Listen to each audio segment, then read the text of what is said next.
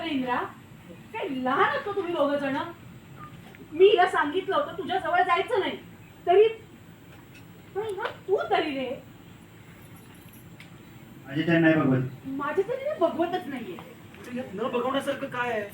आणि तुला कधीपासून तिला त्रास होत असताना बघून त्रास व्हायला लागलाय? हे बघा मालती मॅडम, तुम्ही जर माझी काळजी करत असाल तर करू नका, मला काय नाही झालं. ए बाई, मला काही तुझी काळजी बेळजी नाही. हे जे काही घडतंय ना ते मला बघवत नाहीये. आता आणि कारल्याचा ज्यूस एवढा पेला म्हणजे उलटी तर होणारच ना. ऍक्शन. कारल्याचा ज्यूस पिलाय तिने म्हटल्यावर उलटी तर होणारच ना. ते काय म्हणजे हिला कारल्याचा ज्यूस प्यायल्यामुळे उलटी होतीये? हो. मला वाटलं ही प्रेग.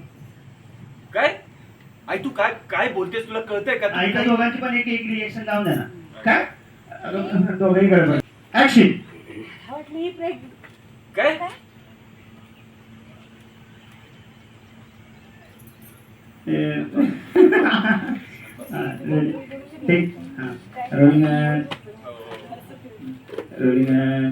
आणि इंद्रा तुझं ते आईवार वाक्य असेल काय?